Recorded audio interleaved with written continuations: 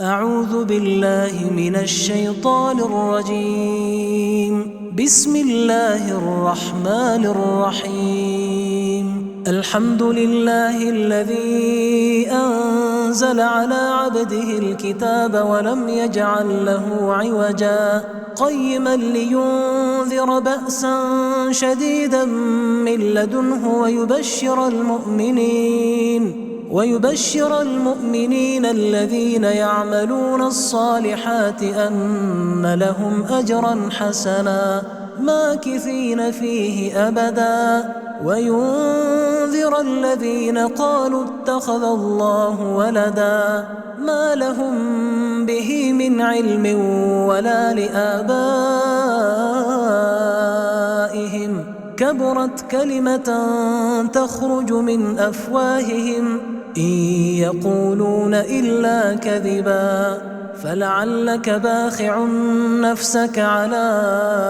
آثارهم إن لم يؤمنوا بهذا الحديث أسفا إنا جعلنا ما على الأرض زينة لها لنبلوهم أيهم أحسن عملا وإنا لجاعلون ما عليها صعيدا جرزا أم حسبت أن أصحاب الكهف والرقيم كانوا من آياتنا عجبا إذ أوى الفتية إلى الكهف فقالوا ربنا آتنا من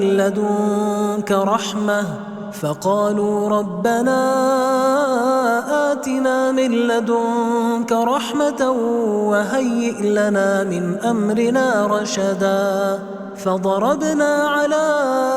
آذانهم في الكهف سنين عددا ثم بعثناهم لنعلم أي الحزبين أحصى لما لبثوا أمدا نحن نقص عليك نبأهم بالحق إنهم فتية آمنوا بربهم وزدناهم هدى وربطنا على قلوبهم إذ قاموا فقالوا ربنا رب السماوات والأرض لن ندعو من دونه إلها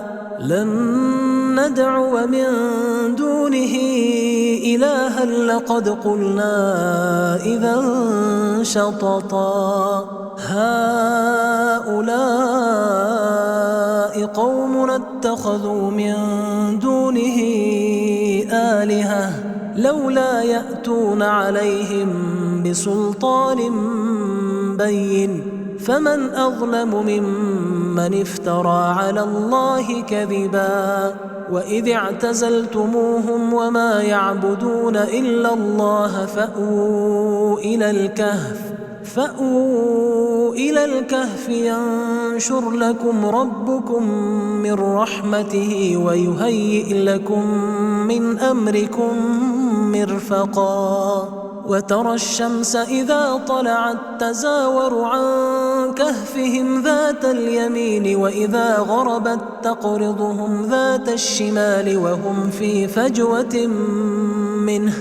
ذلك من آيات الله من يهد الله فهو المهتد ومن يضلل فلن تجد له وليا مرشدا وتحسبهم أيقاظا وهم رقود ونقلبهم ذات اليمين وذات الشمال وكلبهم باسط ذراعيه بالوصيد لو اطلعت عليهم لوليت منهم فرارا ولملئت منهم رعبا وكذلك بعثناهم ليتساءلوا بينهم قال قائل منهم كم لبثتم قالوا لبثنا يوما أو بعض يوم قالوا ربكم أعلم بما لبثتم فبعثوا أحدكم بورقكم هذه إلى المدينة فلينظر أيها أزكى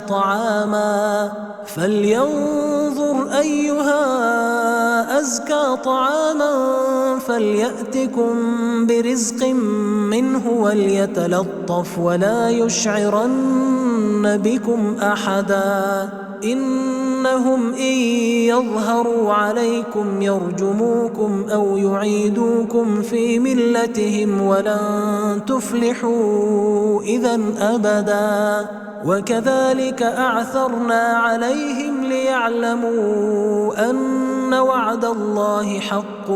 وأن الساعة لا ريب فيها إذ يتنازعون بينهم أمرهم فقالوا ابنوا عليهم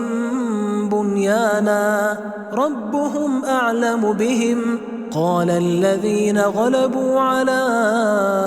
أمرهم لنتخذن عليهم مسجدا سيقولون 3 رابعهم كلبهم ويقولون 5 سادسهم كلبهم رجما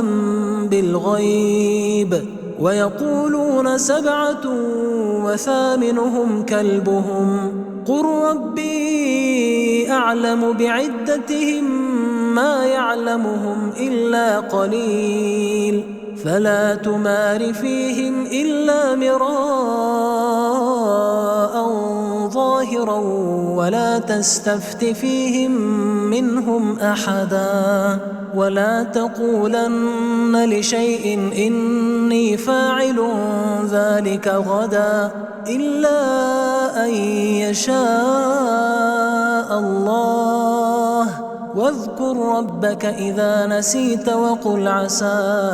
أن يهديني ربي لأقرب من هذا رشدا ولبثوا في كهفهم 300 سنين وازدادوا 9 قل الله أعلم بما لبثوا له غيب السماوات والأرض أبصر به وأسمع ما لهم من دونه من ولي ولا يشرك في حكمه أحدا واتل ما أوحي إليك من كتاب ربك لا مبدل لكلماته ولن تجد من دونه ملتحدا واصبر نفسك مع الذين يدعون ربهم بالغداة والعشي يريدون وجهه ولا تعد عيناك عنهم تريد زينة الحياة الدنيا ولا تطع من أغفلنا قلبه عن ذكرنا واتبع هواه وكان أمره فرطا وقل الحق من ربكم فمن شاء فليؤمن ومن شاء فليكفر إنا أعتدنا للظالمين نارا أحاط بهم سرادقها وإن يستغيثوا يغاثوا بماء كالمهل يشوي الوجوه بئس الشراب وساءت مرتفقا إن الذين آمنوا وعملوا الصالحات إنا لا نضيع أجر من أحسن عملا أولئك لهم جنات عدن تجري من تحتهم الأنهار يحلون فيها من أساور من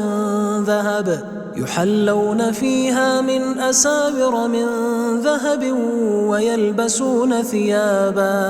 ويلبسون ثيابا خضرا من سندس واستبرق متكئين فيها على الأرائك نعم الثواب وحسنت مرتفقا. واضرب لهم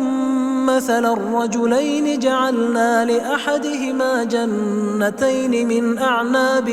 وحففناهما بنخل وجعلنا بينهما زرعا كلتا الجنتين آتت أكلها ولم تظلم منه شيئا وفجرنا خلالهما نهرا وكان له ثمر فقال لصاحبه وهو يحاوره أنا أكثر منك مالا وأعز نفرا. ودخل جنته وهو ظالم لنفسه قال ما أظن أن تبيد هذه أبدا وما أظن الساعة قائمة ولئن رددت إلى ربي لأجدن خيرا منها منقلبا. قال له صاحبه وهو يحاوره أكفرت بالذي خلقك من تراب ثم من نطفة أكفرت بالذي خلقك من تراب ثم من نطفة ثم سواك رجلا لكن هو الله ربي ولا أشرك بربي أحدا. ولولا إذ دخلت جنتك قلت ما شاء الله لا قوة إلا بالله إن ترني أنا أقل منك مالا وولدا فعسى ربي أن يؤتيني خيرا من جنتك ويرسل عليها حسبانا من السماء فتصبح صعيدا زلقا أو يصبح ماؤها غورا فلن تستطيع له طلبا. وأحيط بثمره فأصبح يقلب كفيه على ما أنفق فيها وهي خاوية على عروشها ويقول يا ليتني لم أشرك بربي أحدا. ولم تكن له فئة ينصرونه من دون الله وما كان منتصرا. هنالك الولاية لله الحق هو خير ثوابا وخير عقبا. واضرب لهم مثل الحياة الدنيا كماء أنزلناه من السماء فاختلط به نبات الأرض فأصبح هشيما تذروه الرياح وكان الله على كل شيء مقتدرا. المال والبنون زينة الحياة الدنيا والباقيات الصالحات خير عند ربك ثوابا وخير أملا. ويوم نسير الجبال وترى الأرض بارزة وحشرناهم فلم نغادر منهم أحدا وعرضوا على ربك صفا لقد جئتمونا كما خلقناكم أول مرة بل زعمتم أن لن نجعل لكم موعدا. ووضع الكتاب فترى المجرمين مشفقين مما فيه ويقولون يا ويلتنا ما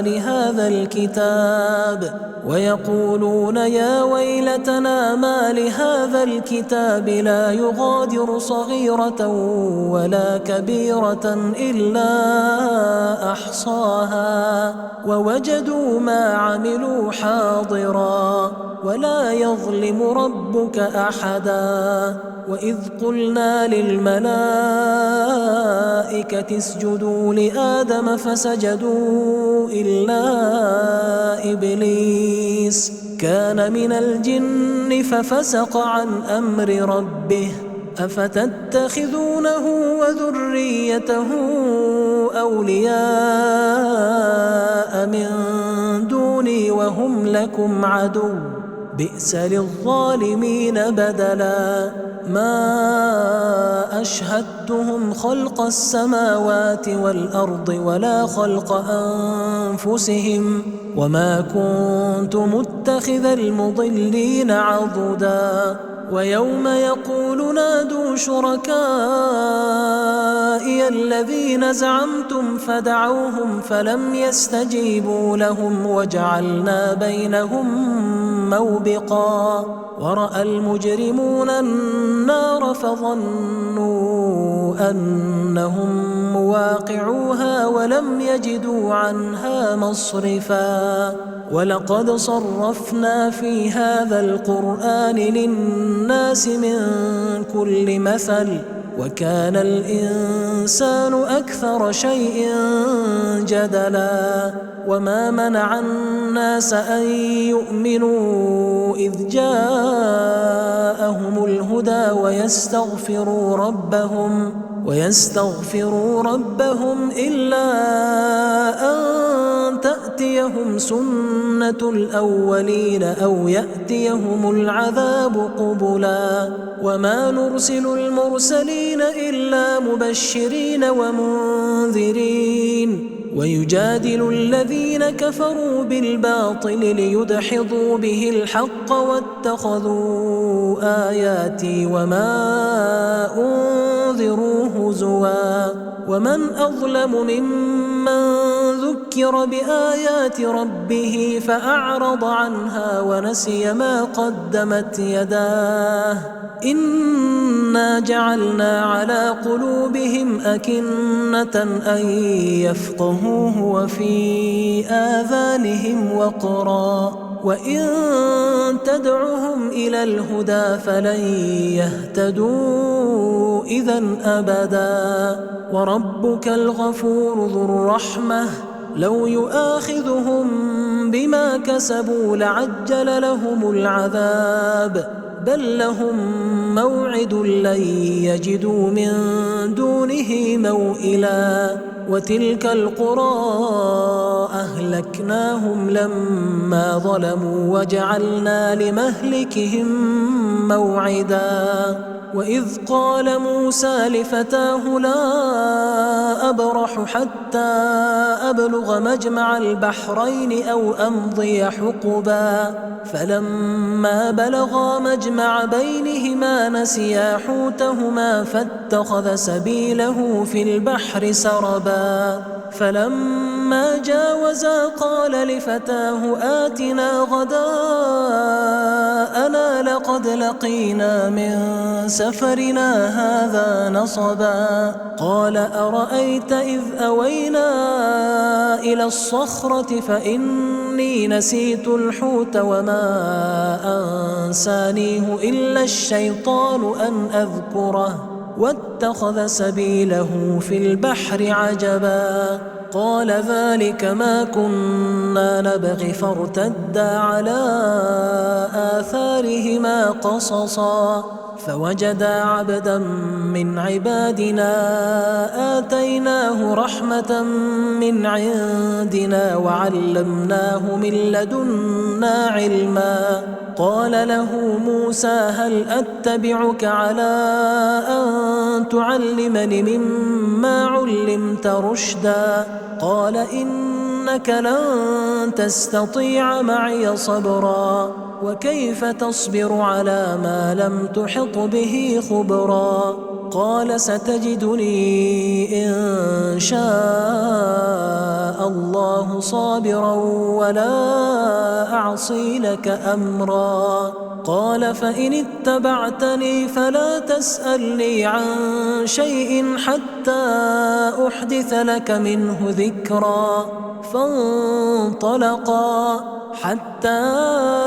إذا ركبا في السفينة خرقها قال أخرقتها لتغرق أهلها لقد جئت شيئا إمرا قال ألم أقل إنك لن تستطيع معي صبرا قال لا تؤاخذني بما نسيت ولا ترهقني من أمري عسرا فانطلقا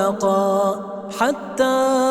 إذا لقيا غلاما فقتله قال أقتلت نفسا زكية بغير نفس لقد جئت شيئا نكرا قال ألم أقل لك إنك لن تستطيع معي صبرا قال إن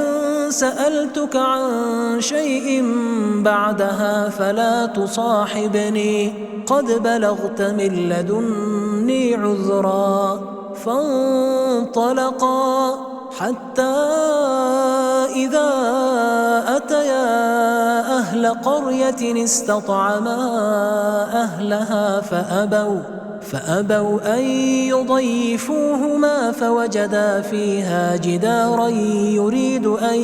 ينقض فأقامه قال لو شئت لاتخذت عليه أجرا قال هذا فراق بيني وبينك سأنبئك بتأويل ما لم تستطع عليه صبرا أما السفينة فكانت لمساكين يعملون في البحر فأردت أن أعيبها وكان وراءهم ملك يأخذ كل سفينة غصبا وأما الغلام فكان أبواه مؤمنين فخشينا أن يرهقهما طغيانا وكفرا فأردنا أن يبدلهما ربهما خيرا منه زكاة وأقرب رحما وأما الجدار فكان لغلامين يتيمين في المدينة وكان تحته كنز لهما وكان أبوهما صالحا فأراد ربك أن يبلغا أشدهما ويستخرجا كنزهما رحمة من ربك وما فعلته عن أمري ذلك تأويل ما لم تسطع عليه صبرا ويسألونك عن ذي القرنين قل سأتلو عليكم منه ذكرا إنا مكنا له في الأرض وآتيناه من كل شيء سببا فأتبع سببا حتى إذا بلغ مغرب الشمس وجدها تغرب في عين حمئة ووجد عندها قوما قلنا يا ذا القرنين إما أن تعذب وإما أن تتخذ فيهم حسنا قال أما من ظلم فسوف نعذبه ثم يرد إلى ربه فيعذبه عذابا نكرا وأما من آمن وعمل صالحا فله جزاء الحسنى وسنقول له من أمرنا يسرا ثم أتبع سببا حتى إذا بلغ مطلع الشمس وجدها تطلع على قوم لم نجعل لهم من دونها سترا كذلك وقد أحطنا بما لديه خبرا ثم أتبع سببا حتى إذا بلغ بين السدين وجد من دونهما قوما لا يكادون يفقهون قولا قالوا يا ذا القرنين إن يأجوج ومأجوج مفسدون في الأرض فهل نجعل لك خرجا على أن تجعل بيننا وبينهم سدا قال ما مكني فيه ربي خير فأعينوني بقوة أجعل بينكم وبينهم ردما آتوني زبر الحديد حتى فإذا ساوى بين الصدفين قال انفخوا حتى إذا جعله نارا قال آتوني أفرغ عليه قطرا فما استطاعوا أن يظهروه وما استطاعوا له نقبا قال هذا رحمة من ربي فإذا جاء وعد ربي جعله دكاء وكان وعد ربي حقا وتركنا بعضهم يومئذ يموج في بعض ونفخ في الصور فجمعناهم جمعا وعرضنا جهنم يومئذ للكافرين عرضا الذين كانت أعينهم في غطاء عن ذكري وكانوا لا يستطيعون سمعا أفحسب الذين كفروا أن يتخذوا عبادي من دوني أولياء إنا أعتدنا جهنم للكافرين نزلا قل هل ننبئكم بالأخسرين أعمالا الذين ضل سعيهم في الحياة الدنيا وهم يحسبون أنهم يحسنون صنعا أولئك الذين كفروا بآيات ربهم ولقائه